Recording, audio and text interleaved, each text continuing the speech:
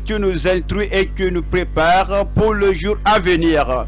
Nous prions que tu fasses de nous des vierges sages au nom de Jésus-Christ.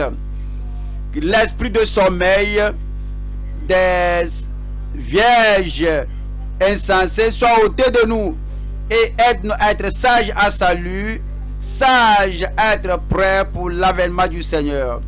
Encore réveillez-nous, que la parole comme une épée, comme un marteau, comme le feu fasse son œuvre dans chaque vie, dans chaque famille et dans chaque personne ici au nom de Jésus-Christ. Nous te remercions parce que tu nous as exaucés. Manifeste cette réponse dans chaque vie. Au nom de Jésus, nous avons prié. En 1er Thessaloniciens chapitre 4, verset 13 nous dit: c'est pourquoi nous rendons 1er Thessaloniciens 4, verset 13. Ne voulons pas faire que vous soyez dans l'ignorance au sujet de ceux qui dorment. Le Seigneur met une valeur importante sur une connaissance appropriée qui affecte la vie, la connaissance qui transforme la vie, la connaissance qui fait d'une personne différente des autres qui n'ont pas cette connaissance. La connaissance qui est révélée parce que quelqu'un nous dit, la connaissance révélée parce que quelqu'un, ce qui est emmagasiné ou bien ce qui est ouï dit, mais une connaissance révélée par une manifestation, une démonstration dans notre vie. L'ignorance dont il parlait ici, c'est quelque chose de très important qui affecte tout le monde.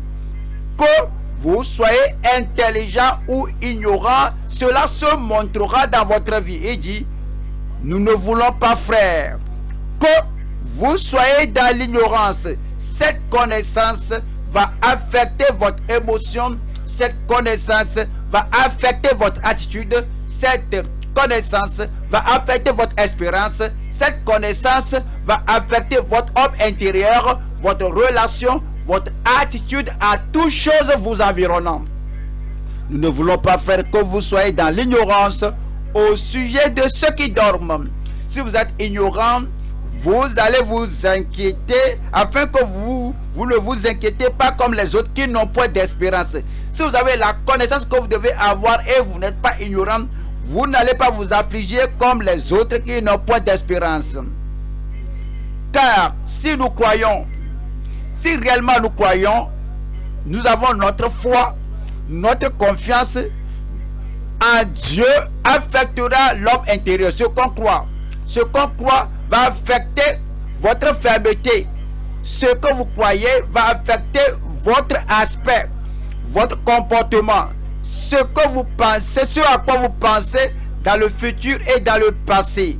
Car si nous croyons que Jésus est mort et qu'il est ressuscité, croyons aussi que Dieu ramènera par Jésus et avec lui ceux qui sont morts. Si vous croyez à cela et vous avez perdu un bien-aimé, un mari, une femme, un enfant, une maman, un bien-aimé frère, une bien-aimée soeur, quelqu'un de très cher pour vous, si réellement vous croyez ce que vous professez croire, alors ce qui vous fait penser à chaque fois à ces gens, quand vous rappelez l'avènement du Seigneur, et vous ne serez pas comme quelqu'un rejeté, que je t'ai vu hier. Qu'est-ce qui se passe aujourd'hui?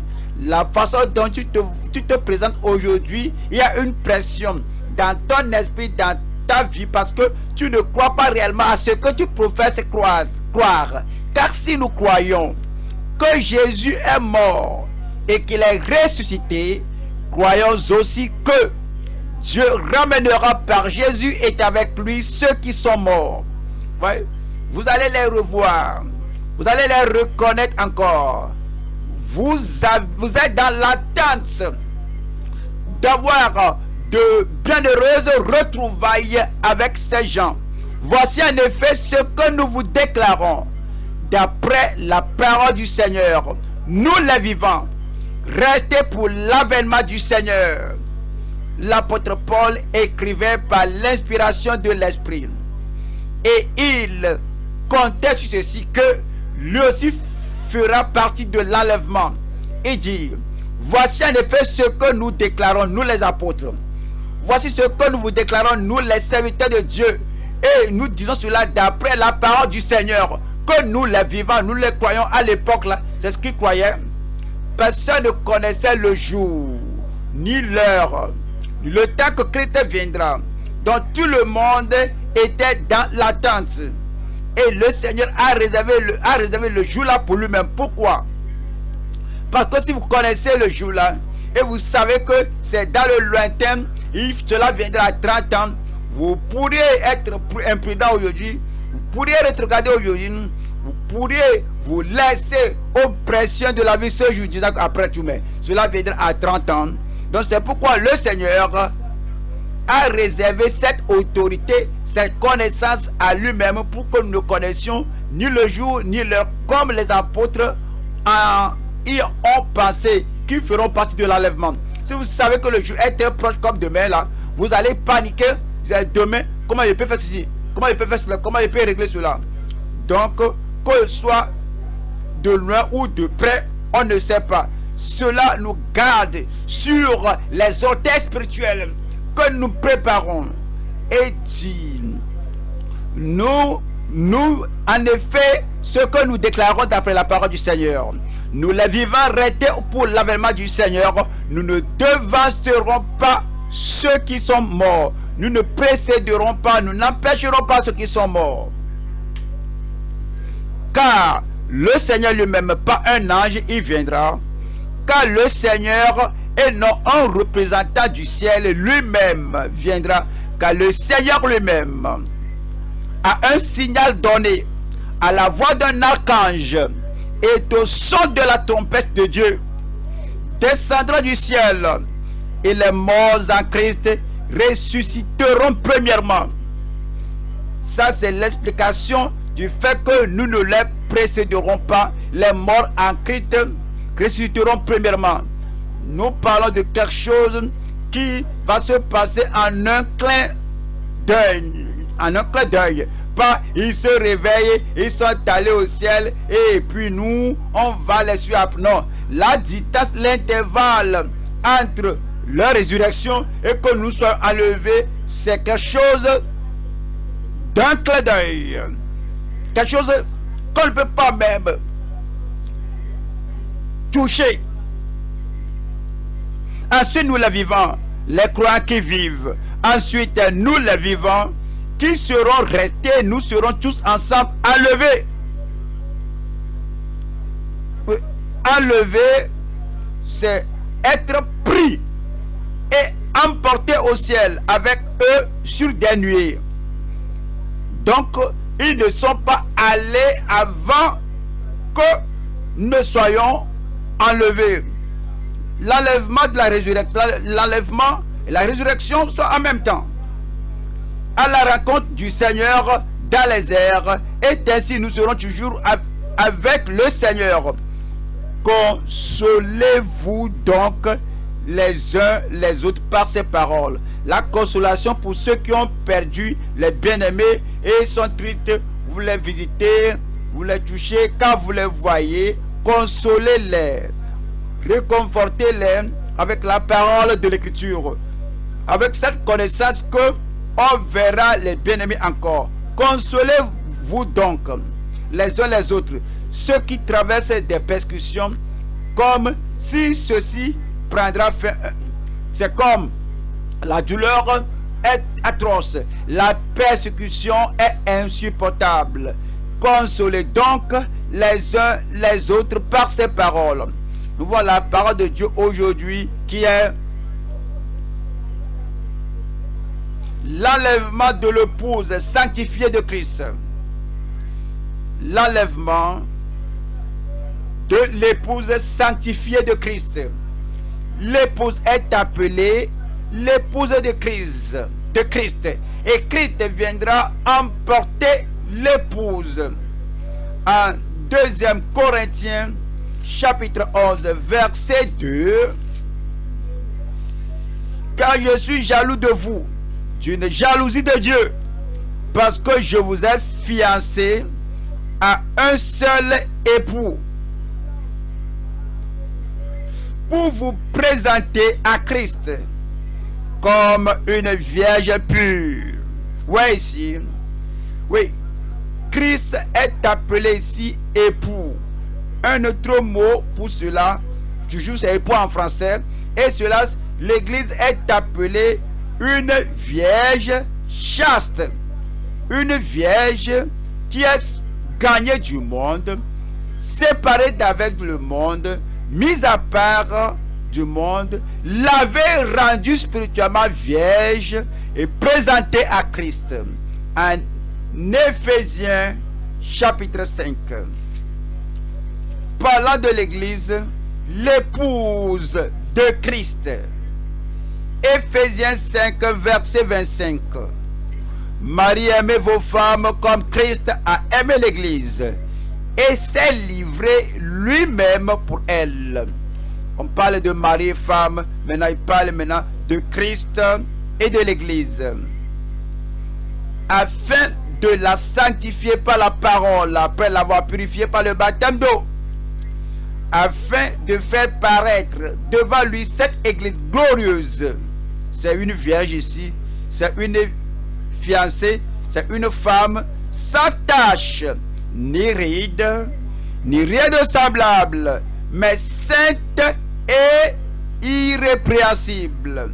Et puis continue de parler au sujet des maris et femmes, et nous dit en verset 32, ce mystère est grand. Je dis cela par rapport à Christ et à l'église.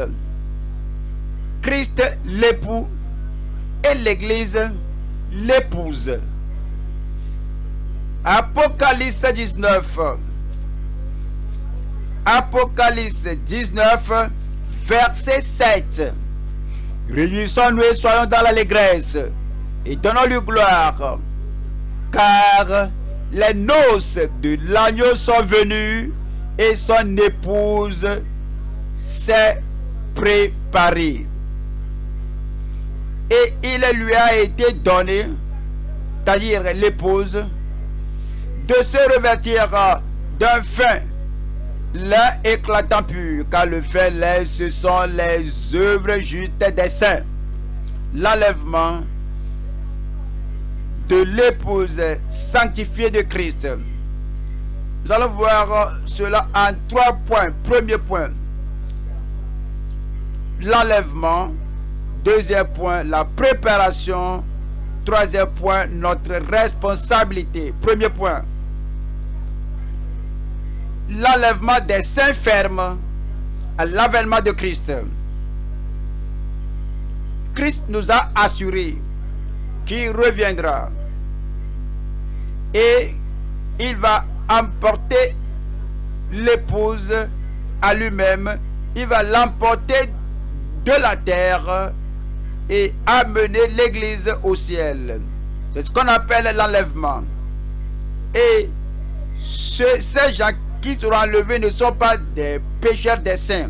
Ils sont des saints fermes, parce qu'il dit que quiconque persévérera jusqu'à la fin, celui qui persévérera jusqu'à la fin sera sauvé et va échapper au tourment et à la torture de la grande tribulation.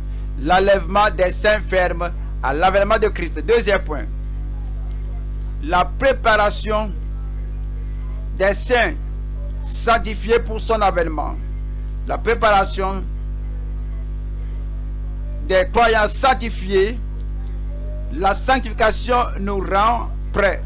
La pureté de cœur, la justice de vie, la séparation totale d'avec le monde, aimer Dieu de tout le cœur, de toute sa pensée, de toute sa vie, nous prépare pour son avènement. La préparation des croyants ou bien des saints sanctifiés pour son avènement. Troisième point, notre responsabilité envers la consolation des saints attristés. Notre responsabilité envers la consolation des saints attristés. Premier point, l'enlèvement des saints fermes à l'avènement de Christ. En 1er Thessaloniciens 4, nous lisons le verset 14. Car si nous croyons que Jésus est mort et qu'il est ressuscité, croyons aussi que Dieu ramènera par Jésus et avec lui ceux qui sont morts. Voici en effet ce que nous vous déclarons d'après la parole du Seigneur. Nous les vivants, restés pour l'avènement du Seigneur, nous ne devancerons pas ceux qui sont morts. Ici, le mot résurrection est venu ici. Car le Seigneur lui-même a un signal donné à la voix d'un archange et au son de la trompette de Dieu descendra du ciel et les morts en Christ ressusciteront premièrement. C'est l'enlèvement. Ensuite, nous les vivants, sauvés. Ensuite, nous les vivants, qui demeurent en Christ. Ensuite, nous les vivants, nous sommes fermes dans notre conviction que Christ n'est non seulement le sauveur du monde, mais aussi il est mon sauveur. Et je garde l'expérience du salut. Et je l'ai sur le trône de mon cœur, présent en tout temps, prééminent dans mon cœur et prééminent dans mon cœur. Ensuite, nous qui avons Christ comme le sauveur, Christ comme celui qui sanctifie, et Christ vit en moi, en eux, et Christ agit en eux, Christ demeure en eux, et il demeure en Christ. Ensuite, nous les vivants, qui serons restés, nous serons tous ensemble enlevés avec eux sur des nuées, à la rencontre du Seigneur dans les airs, et des airs, et nous amène à la demeure céleste, et ainsi nous serons toujours avec le Seigneur. L'Écriture nous assure que l'enlèvement aura lieu, que Christ lui-même l'a promis, et cette promesse s'accomplira. En 1 Corinthiens 15, en 1 Corinthiens chapitre 15, ils ont le verset 51. Verset 51 nous dit: voici, je vous dis un mystère. C'est caché de cacher. Caché des gens de l'Ancien Testament, caché d'Israël de l'Ancienne Alliance. Et maintenant cela nous est révélé. Voici, je vous dis un mystère. Avant que cela ne soit montré, avant que cela ne soit révélé, c'est un mystère. Avant que cela ne soit révélé, c'est un mystère. Avant qu'il ne leur expose cela, c'était caché. C'est un mystère. Maintenant, comme c'est révélé, ce n'est plus un mystère. Ce n'est plus quelque chose de caché. Ce n'est pas quelque chose de dissimulé. Voici, je vous dis un mystère. Nous ne mourrons pas tous, mais tous nous serons changés. Il parle de nous qui sommes vivants en Christ, fermes en Christ. Nous sommes nés de nouveau et nous gardons l'expérience du salut. Notre esprit est concentré sur cela. Que voici la chose. Que nous serons changés en un instant, en un clin d'œil, à la dernière trompette. La trompette sonnera et les morts ressusciteront incorruptibles, et nous qui sommes vivants en Christ, vivants dans la justice, et nous serons changés. Car il faut que ce corps corruptible revête l'incorruptibilité et que ce corps mortel revête l'immortalité. Il dit que lorsque l'enlèvement aura lieu, notre corps deviendra un corps glorifié. La force de gravité n'aura plus de pouvoir, n'aura pas de poussée sur nous, parce que nous sommes changés, nous sommes transformés et nous serons amenés au ciel tout vivants. Et si quelqu'un se demande comment cela pourra arriver? C'était arrivé auparavant à Enoch. Comment cela pourra avoir lieu? Cela était arrivé auparavant à Élie. Comment cela peut arriver? C'est ainsi, Jésus était allé au ciel aux yeux de ses disciples. Voilà le cas d'Enoch. Voilà, Genèse chapitre 5. En Genèse chapitre 5, verset 22. Enoch marcha avec Dieu. Il a marché dans la lumière. Voilà la lumière de la part de Dieu. Il a marché dans la lumière de la part de Dieu. Il a marché dans la lumière de Dieu. C'est dit en Jude que le Seigneur viendra avec des myriades de saints et jugera le monde. Et il a marché dans la lumière que le jugement vient et il voudrait échapper à ce jugement. Enoch et Genèse 5, 24. Il avait la vérité de Dieu. Il a marché dans cette vérité et nous dit Enoch marchait avec Dieu. Il représentait ceux qui marchent dans la lumière de la connaissance de la vérité. Il marche dans la lumière de Christ qui est la lumière du monde. Il marche dans la lumière de la connaissance de l'accomplissement de prophéties, l'accomplissement futur des prophéties. Enoch marcha avec Dieu, puis il ne fut plus parce que Dieu le prit. C'est marcher constamment avec Dieu. C'est être totalement dans la conviction de Dieu. Il marche avec consécration, un abandon total au Seigneur.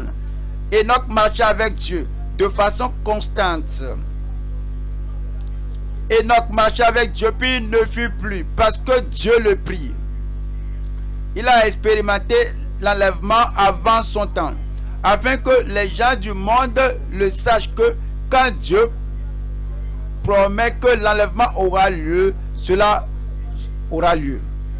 En Hébreux 11, se référant à ce qui était arrivé à Enoch, cela nous donne une explication de comment cela s'était produit. En Enoch 11, verset 5, c'est pas la foi qu'Enoch, pas par incrédulité, c'est pas la foi et non par le doute, c'est pas la foi et non par l'incrédulité, c'est pas la foi qu'Enoch fut enlevé pour qu'il ne vit point la mort. Beaucoup de choses se passent dans la vie qui font ébranler les gens, mais rappelez-vous que l'enlèvement c'est pour ceux qui sont fermes dans leur foi, pas les gens qui doutent. Est-ce qu'il viendra? Est-ce qu'il ne va pas venir? Est-ce que je dois aller maintenant lentement? Est-ce que je dois succomber à la tentation? Est-ce que je dois rentrer un peu dans le monde et revenir après tout? Chaque fois on parle de ceci. Enoch, c'est pas la foi qu'il a marché avec Dieu, sachant que ce que Dieu a dit s'accomplira certainement sans savoir le jour. Le Seigneur ne lui a pas dit le jour où il sera enlevé. Mais chaque fois, vivre par la foi chaque jour, marcher par la foi chaque jour, faire toutes choses par la foi chaque jour, voyant le monde, comment les gens vivaient, il était demeuré ferme. Je prie que Dieu nous rende fermes. C'est pas la foi qu'Enoch fut enlevé pour qu'il ne vive pas la mort et qu'il ne parut plus parce que Dieu l'avait enlevé. C'est l'enlèvement là-bas. Car avant son enlèvement, il avait reçu le témoignage qu'il était agréable à Dieu. C'est ce qu'il nous faut expérimenter. Expérimenter l'enlèvement pour le peuple de Dieu. Alors, il n'enlèvera pas l'église visible.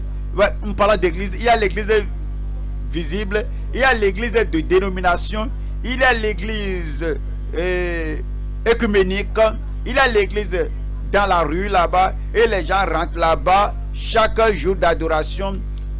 Il ne parlait pas de cela, il parle d'un petit cercle dans le grand cercle.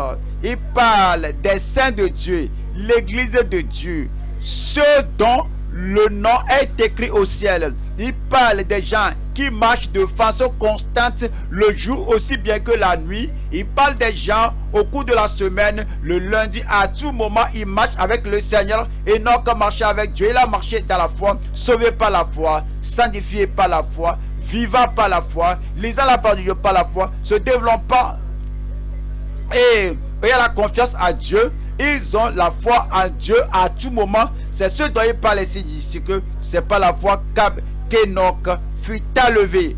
Pour que vous sachiez que par la foi, telle personne sera enlevée.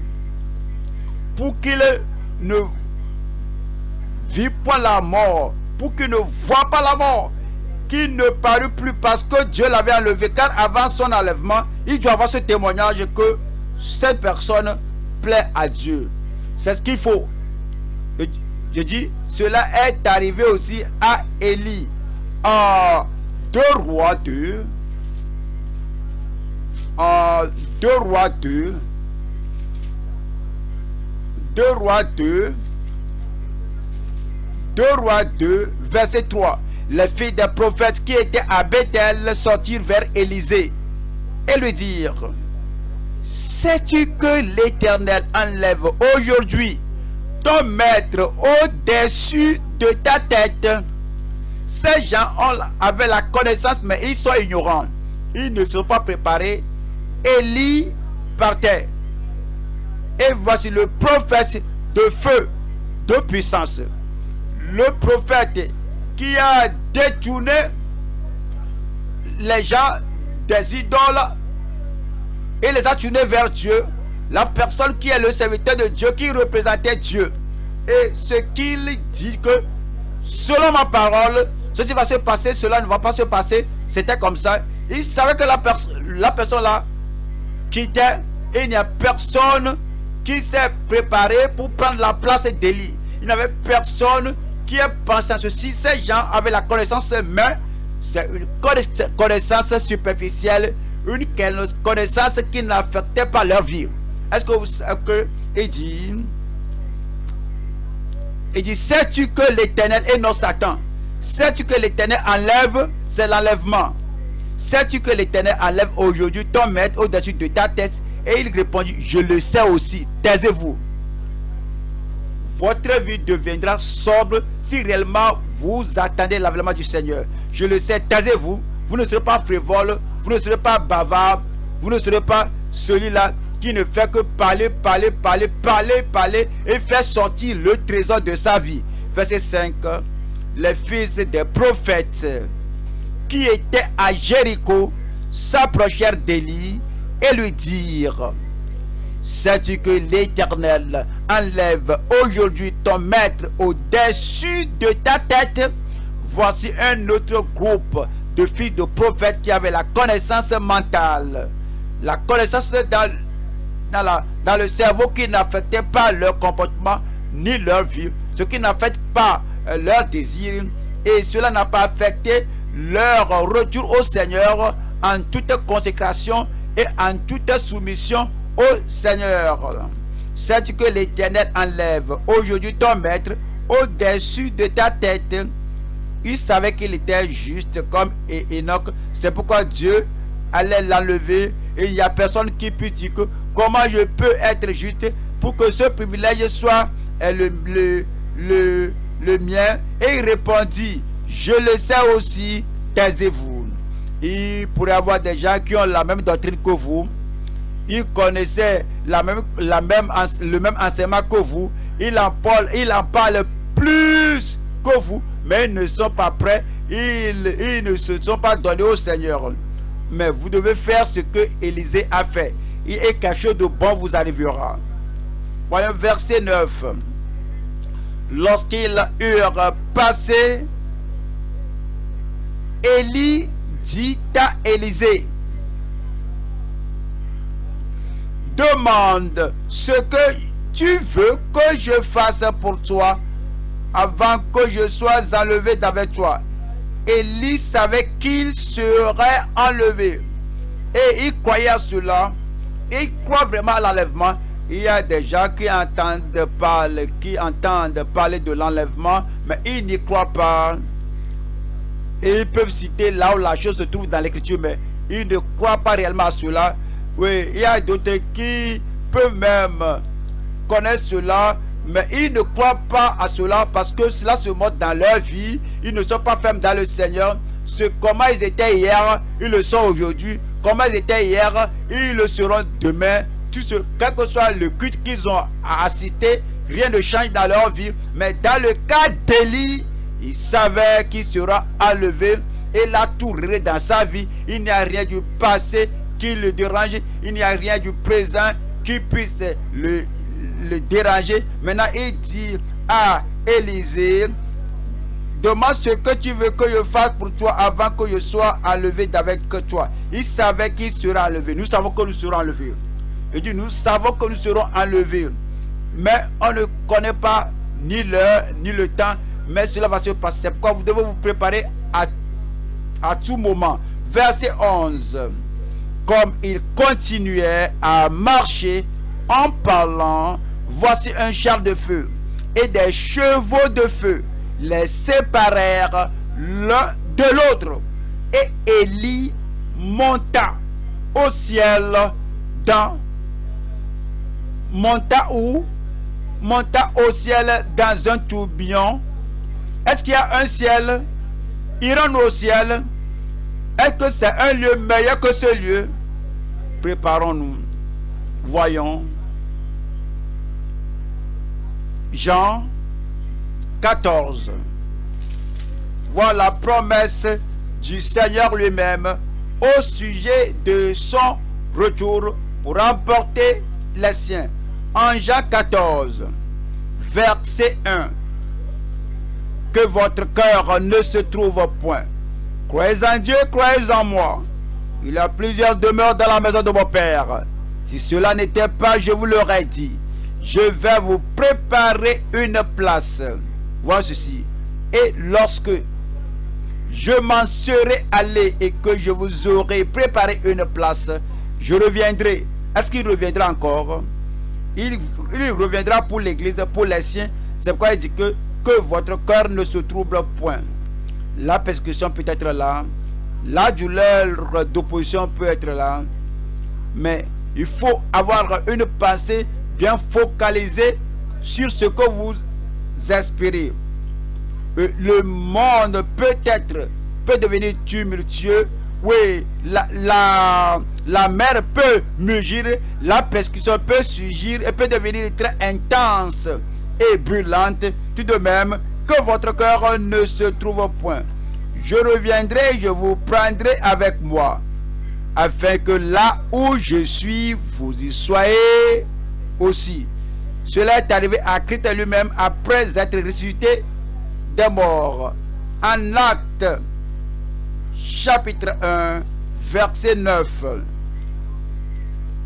Après avoir dit cela, il fut élevé pendant qu'il le regardait. Il fut élevé pendant qu'il le regardait. Il était resté des morts. Il leur apparut et une nuée le déroba à leurs yeux. Il leur disait qu'il va ressusciter des morts. Comme il est maintenant ressuscité des morts, il s'était montré à eux et il s'est montré à eux que c'est moi. Et le jour-là, il fut élevé pendant qu'il le regardait et une nuée le déroba à leurs yeux. Et comme ils avaient les regards fixés vers où? Où est-il allé? Au ciel. Et comme ils avaient les regards fixés vers le ciel, pendant qu'ils s'en allaient, voici deux hommes, deux anges vêtus de blanc leur apparurent et dit: hommes galiléens, parlant aux disciples, aux apôtres, pourquoi vous arrêtez-vous à regarder où? Au ciel. Ce Jésus qui a été enlevé où? Au ciel, du milieu de vous, reviendra de la même manière que vous l'avez vu Allah où? Allah au ciel. Il est allé au ciel, il reviendra. Et l'enlèvement aura lieu. Il est allé nous préparer une demeure. Nous y serons au nom de Jésus-Christ. Voyons, Philippiens 3. Philippiens 3. Philippiens 3.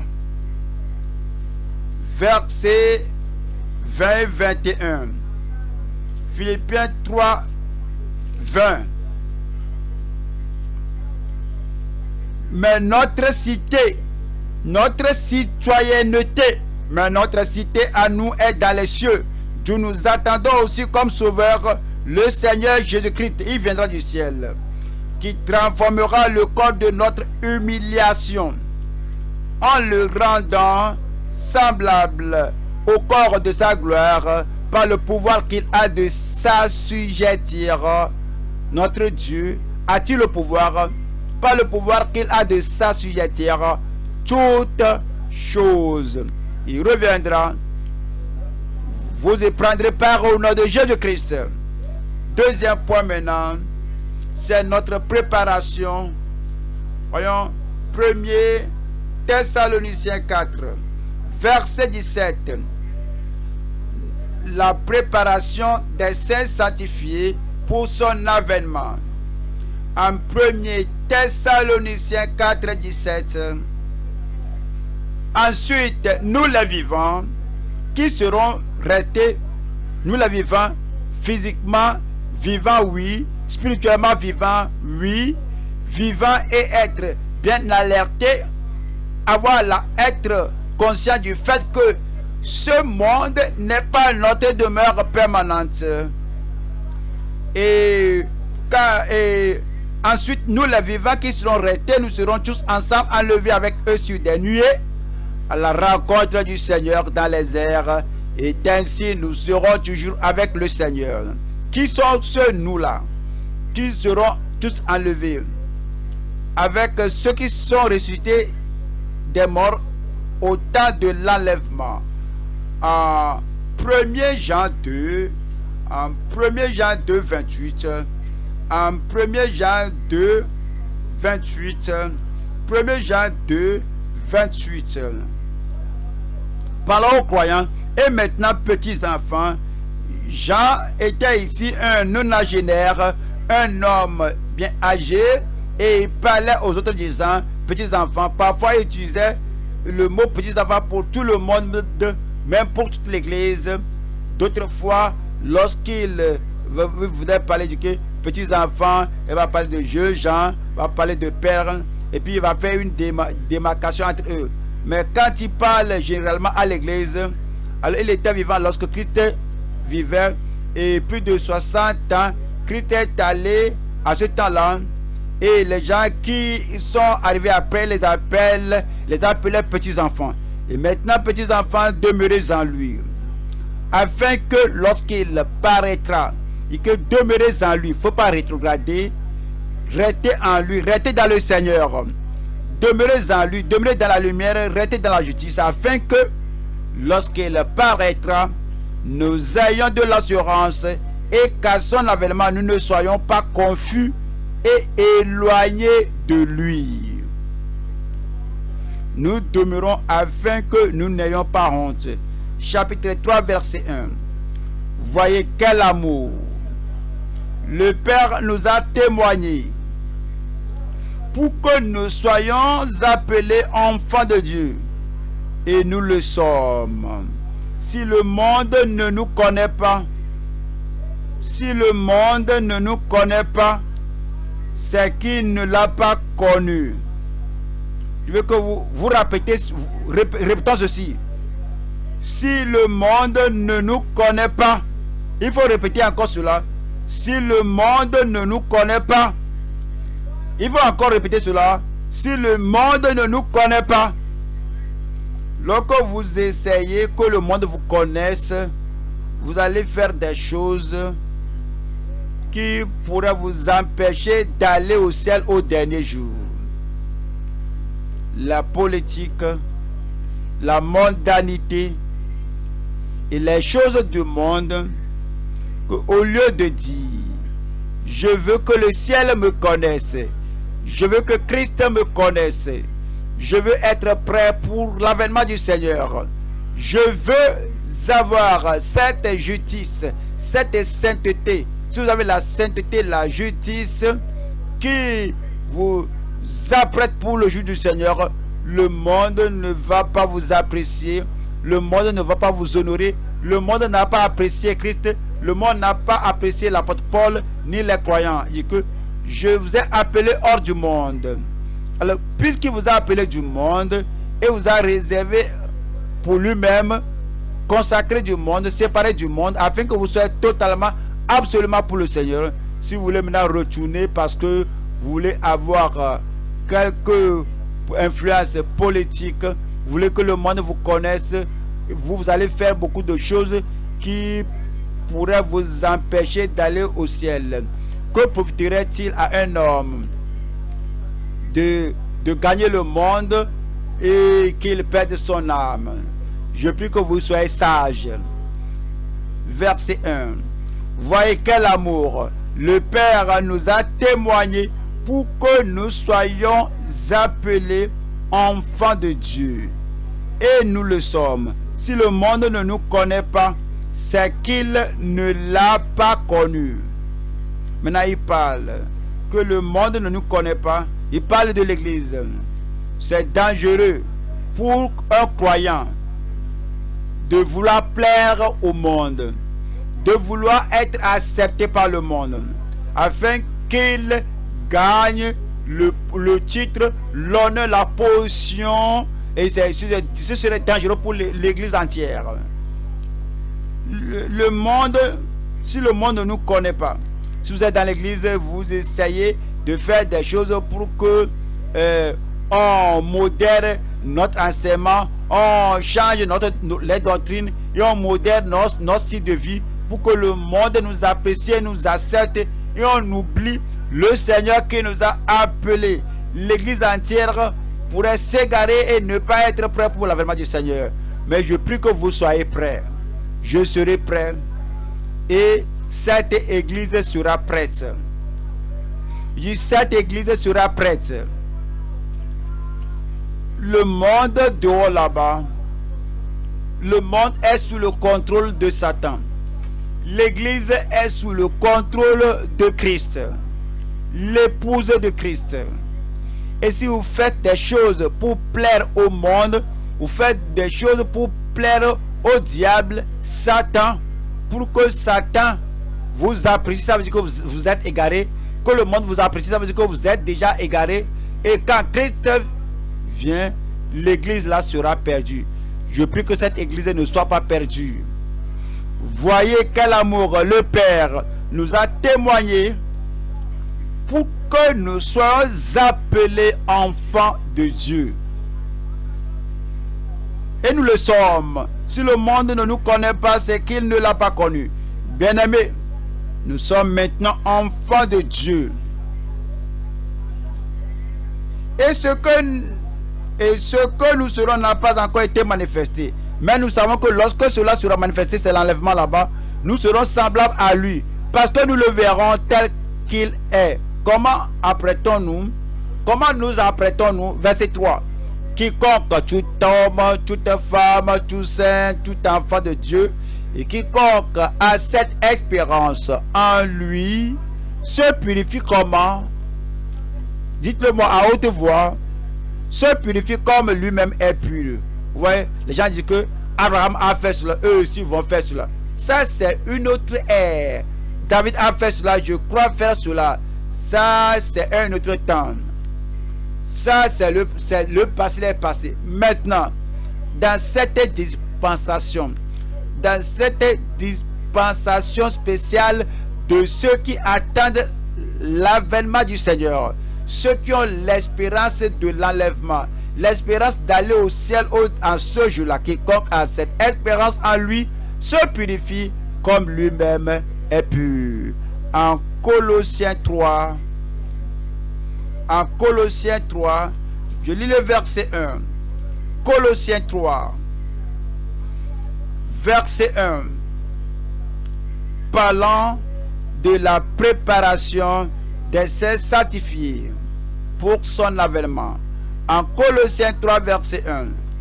Si donc vous êtes ressuscités avec Christ, cherchez les choses d'en haut, où Christ est assis à la droite de Dieu. C'est ainsi qu'il faut s'apprêter. Oui, la poussée du monde, l'impulsion du monde est très pesante sur les disciples de Christ aujourd'hui. C'est comme le monde fait ceci, je dois le faire. Le monde va de telle manière, je dois aller de la même manière. Le monde manipule, comment le monde dribble, je dois aussi dribbler. Le monde court après ceci. Et voici comment les gens réussissent dans ce monde et avoir un impact sur le monde. Je dois le faire moi aussi. Faut pas oublier qui tu es. Faut pas oublier qu'en tant enfant de Dieu, en particulier en ces derniers jours où on attend l'avènement du Seigneur, si donc vous êtes ressuscité avec Christ, cherchez les choses d'en haut, où Christ est assis à la droite de Dieu. Affectionnez-vous aux choses d'en haut. Affectionnez-vous aux choses d'en haut. Pensez au ciel. Planifiez d'aller au ciel. Examinez chaque jour, chaque manière, chaque jour, chaque moment, quand vous priez le matin, que quand le Seigneur vient, si le Seigneur vient, suis-je prêt? Quelque chose se passe entre vous et une autre personne, et cela, vous voulez changer cela en un conflit du monde, que nous allons l'enlever de toi. On va te montrer. Alors, comme c'est un combat, vous allez commencer maintenant à lutter pour ces choses du monde. Moi, je ne vais pas laisser ceci aller. Je suis chrétien, né de nouveau, enfant de Dieu. Mais ceci-là, tu veux lutter? Oui, on va lutter à la mort. Verset 2. Affectionnez-vous aux choses d'en haut et non à celles qui sont sur la terre. Et non à celles qui sont sur la terre.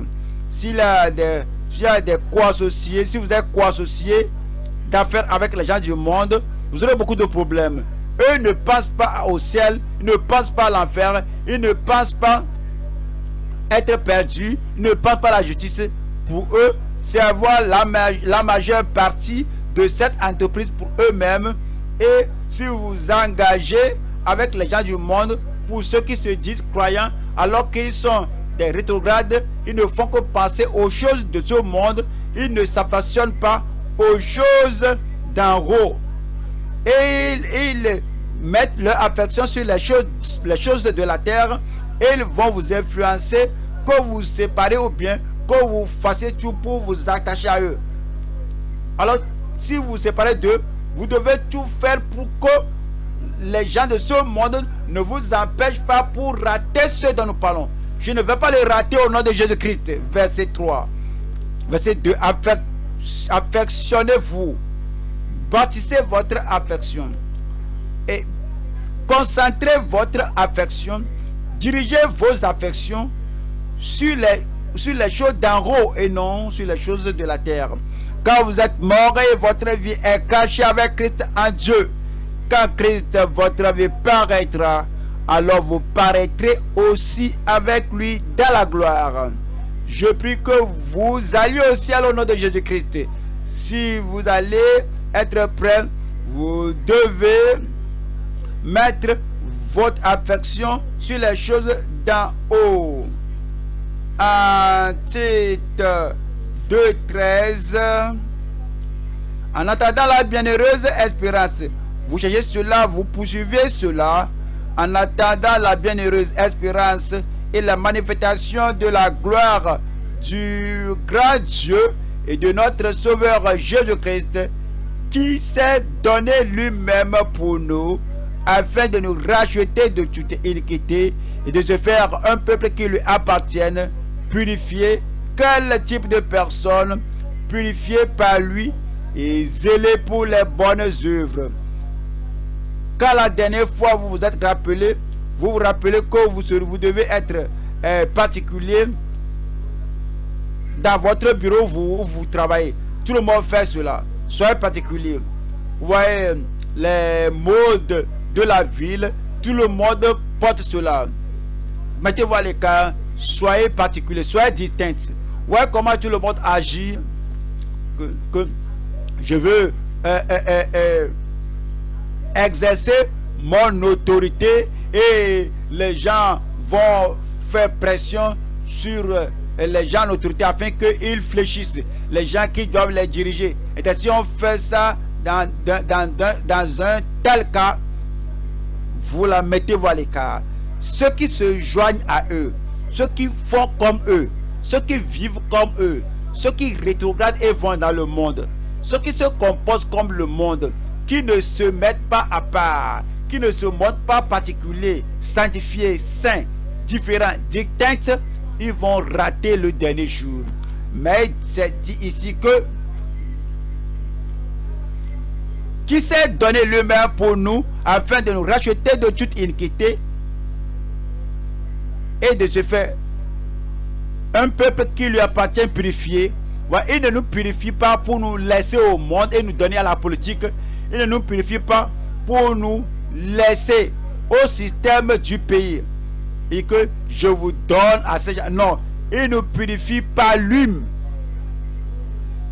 et zélé pour les bonnes œuvres. Je prie que vous ayez l'âme, le corps, l'esprit totalement au Seigneur au nom de Jésus-Christ.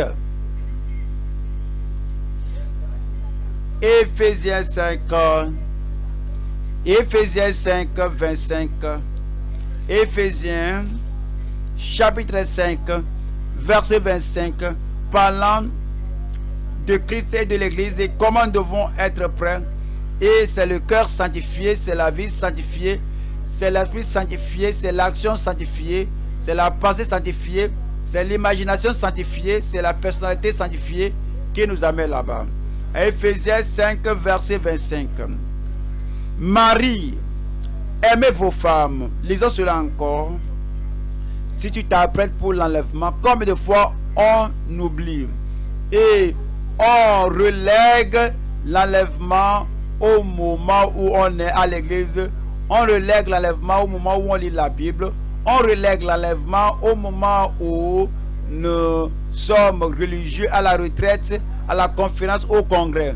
Mais vous voyez, à la maison, ouais, il y a une manière où le mari sanctifié se comporte.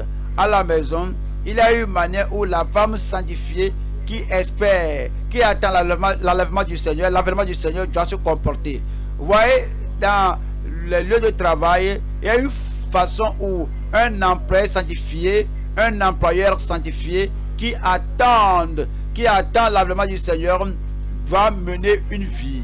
Ouais, on laisse la sanctification, l'expérience de sanctification dans la chambre où nous prêchons et où on prie. Quand on va au marché, on laisse la sanctification à la maison. On va au bureau, on laisse la sanctification à la maison. Et si l'enlèvement a lieu quand vous êtes au bureau et que vous avez oublié la sanctification à la maison, c'est le coin, c'est la partie doctrinale que vous laissez à la maison. Il faut l'emporter partout. Et ici dit, Marie, aimez vos femmes comme Christ a aimé l'église. Oui, l'autre côté aussi vrai. Vous ne pouvez pas me dire qu'en tant que femme, tu attends l'avènement du Seigneur et tu te fâches contre ton mari et tu insultes ton mari, tu te moques de ton mari, tu injuries ton mari et tu as l'animosité, la haine et la rancune contre ton mari. Et si le Seigneur vient à l'époque là, la sanctification n'est pas quelque chose à reléguer au second plan, mais c'est quelque chose qui pénètre, qui sature, qui rentre notre vie. C'est pourquoi c'est dit, Marie, aimez vos femmes, frères et sœurs. Si nous faisons ceci, et nos pasteurs ne vont pas chaque fois régler le dissentiment entre le mari et sa femme, déjà sanctifié, est-ce qu'on peut régler des querelles entre des croyants sanctifiés? Si nous nous préparons pour l'enlèvement, nous n'allons pas gâcher des heures sur les soi-disant frères et frères que moi je ne veux pas accepter cela, je ne veux pas accepter cela. Si nous sommes sanctifiés, prêts pour l'enlèvement, tout cela ne sera pas là. Si nous sommes sanctifiés, nous ne serons pas là en essayant d'opprimer l'un l'autre, opposer l'un l'autre. La femme ne veut pas se plaindre. Pourquoi me donne de l'argent comme je suis un petit garçon de l'école primaire? Alors on parle de joindre notre compte, Voyez, que l'église voit ceci, pour que nous les femmes, nous ne soyons pas. Si nous nous préparons pour l'enlèvement, tu vas ouvrir ta main et rendre l'argent disponible. C'est un compte joint. Marie, aimez vos femmes. Nous allons le faire. Pourrez-vous entendre? Femmes, nous allons le faire au nom de Jésus-Christ. On me dit que vous faites déjà, il faut continuer à le faire, il ne faut pas être fatigué. Plus je fais cela, plus j'aime l'homme là. Regardez comment l'homme là se comporte. Je vais arrêter cela. Tu ne peux jamais cesser d'aimer ton mari si tu espères aller à l'enlèvement. Je vous dis que vous ne pouvez pas cesser. Où sont mes filles là? Est-ce que vous allez cesser d'aimer vos maris? Vous qui n'avez pas de mari, vos maris viendront secrètement à venir. Donnez-moi un bon amen si vous y croyez. Marie, aimez vos femmes comme Christ a aimé l'église et s'est livré lui-même pour elle-même. Si tu peux donner ta vie, tu vas donner de l'argent. Tu peux donner ta vie, tu vas donner un temps qualitatif afin de la sanctifier par la parole, après l'avoir purifiée par le baptême d'eau, afin de faire paraître devant lui quel type d'église. Dites-le-moi à haute voix, cette église glorieuse. Regardez ici un peu. Ouais. Il n'y a pas raison de lire la Bible et on ne comprend pas la Bible. Si la reine entre toi et moi, et nous sommes membres de cette église, il n'y a pas une église glorieuse. Si la rancune entre toi et moi, et je dis, je ne parle pas de moi en particulier, je parle de vous et un autre membre, et il n'y a pas une église glorieuse. S'il y a quelque chose de caché, ou pas que le pasteur entende cela, ou pas que cette madame entende cela, il n'y a pas une église glorieuse. Si on fait quelque chose de jeu de cache-cache, je me cache de toi, tu me caches de moi, je ne veux pas que tu saches que c'est moi qui ai dit cela, que c'est moi qui ai fait cela. Je parle à une autre personne, je dis que la personne là, il faut bien le menacer. Ou pas dire que c'est moi qui t'ai dit ça. Il n'y a pas une église glorieuse. S'il y a un jeu de cache-cache, si on triche l'un l'autre, si on séduit l'un l'autre, quand on ôte ce qui appartient aux autres, on fait la chose de façon malicieuse. Ça, ce n'est pas une église glorieuse. Et tu es là sur le banc, l'autre est là sur le banc. C'est comme la sainteté dont nous parlons. Ce n'est pas une sainteté transparente. Cela ne se montre pas. Arrivé au district, arrivé là où nous sommes, nous provenons, il n'y a pas une église glorieuse. On n'est pas encore prêt. Ben, nous serons prêts. Je dis, nous serons prêts. Afin de faire paraître devant lui cette église glorieuse, sans tache ni ride, ni rien de semblable, mais sainte et irrépréhensible. Vous voyez, en tant que prédicateur de notre église, quand on parle de sainteté, les prédicateurs doivent cacher un peu la bouche avant de parler de sainteté. Alors ils doivent ôter quelque chose de cela pour ne pas blesser quelqu'un, que la sainteté soit superficielle, que cela ne pénètre pas les gens, que cela ne pince pas les gens, que cela ne blesse pas les gens, que cela ne dérange pas les gens. On doit méthodiquement et parcourir le message sans faire aucun impact pour affecter tel frère et telle sœur. Il n'y a pas de sainteté là-bas. Là, ce que nous enseignons, ce que nous ajoutons, ce que nous raccommodons pour que cela n'affecte pas celui-ci là, il n'y a pas de sainteté. Mais que Christ est mort pour l'église et Christ a versé son sang. Il veut nous purifier, il veut nous laver, il veut nous nettoyer afin que vous soyez saints et sans ride. Cela va se passer. Cela va se passer à tout le monde comme les vieux beaux jours au nom de Jésus-Christ. À 1 Thessaloniciens 4. 1 Thessaloniciens 4. Verset 18. Consolez-vous donc les uns les autres par ces paroles. Troisième point maintenant.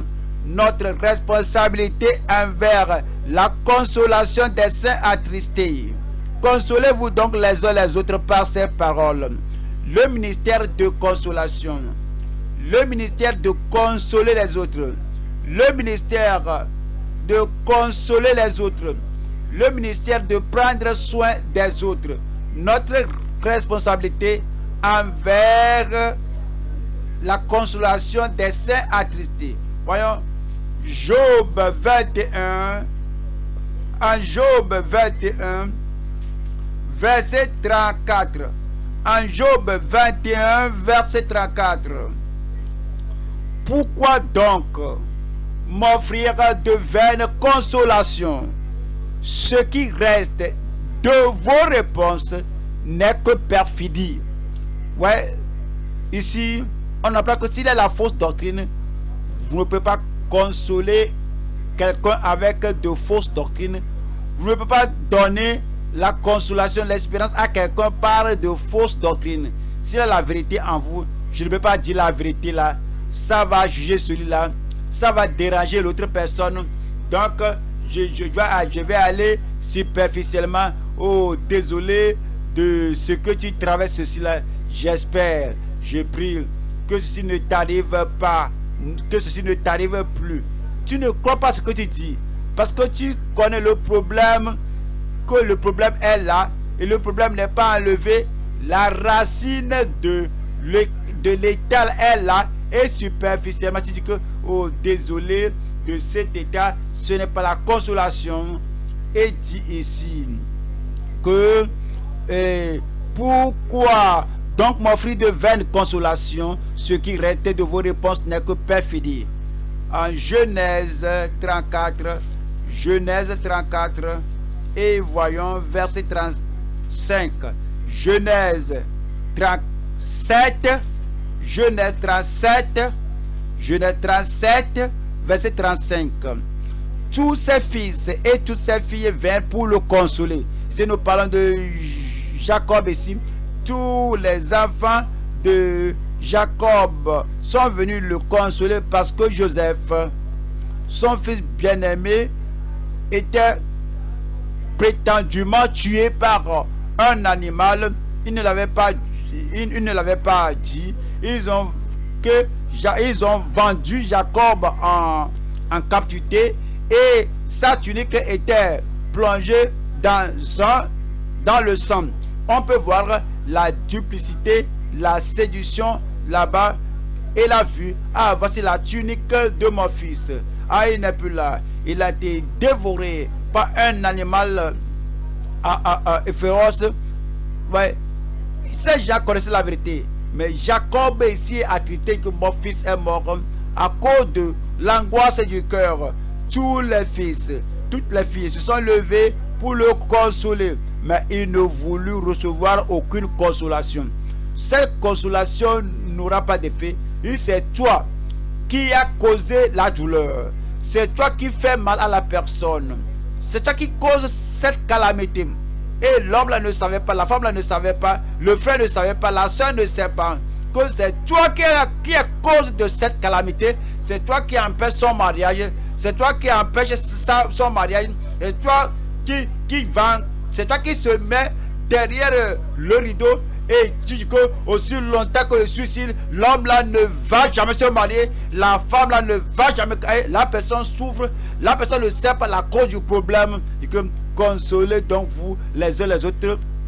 Mais ces paroles, je suis pasteur, je suis coordinateur, je suis dirigeante des femmes, on doit se consoler. Tu sais qu'il n'y a pas de consolation là-bas. On peut résoudre le problème là.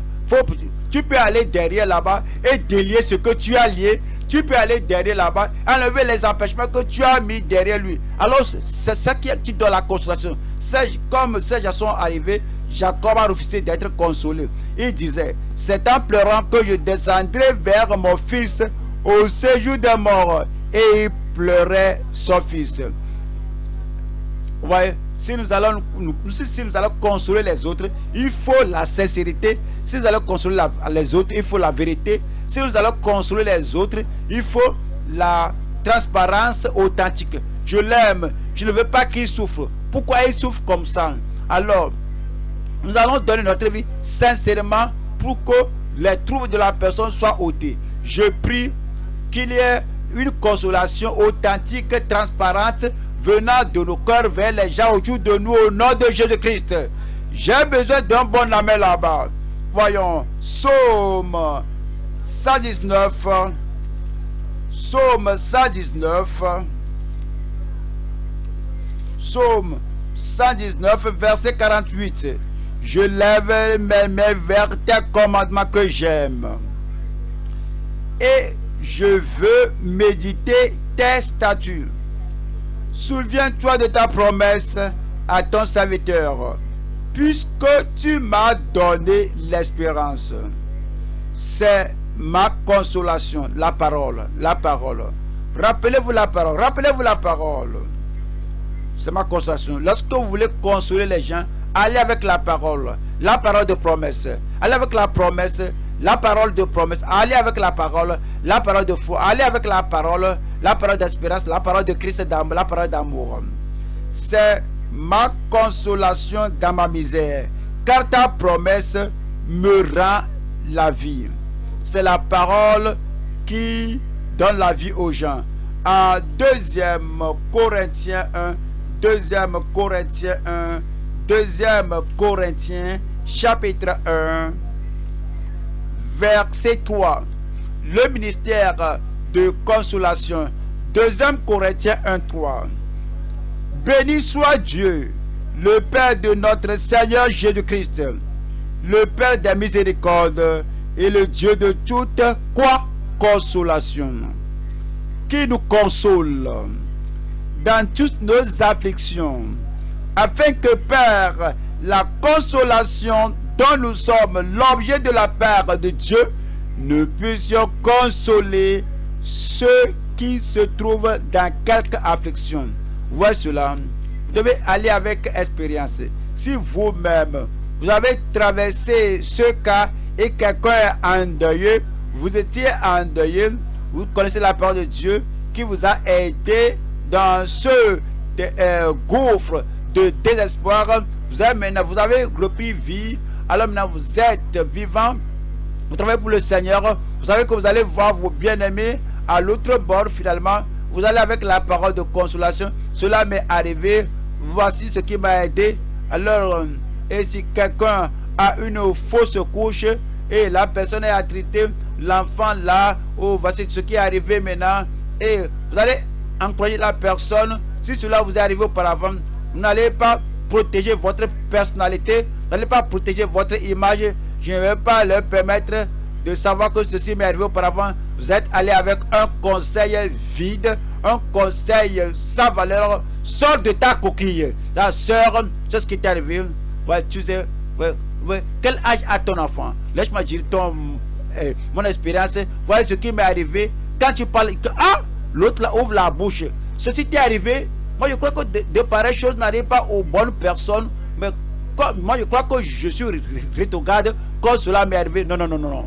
Ouais, cela m'est arrivé. Voici la parole que Dieu m'a donnée. Cela aura plus d'effet que la théorie.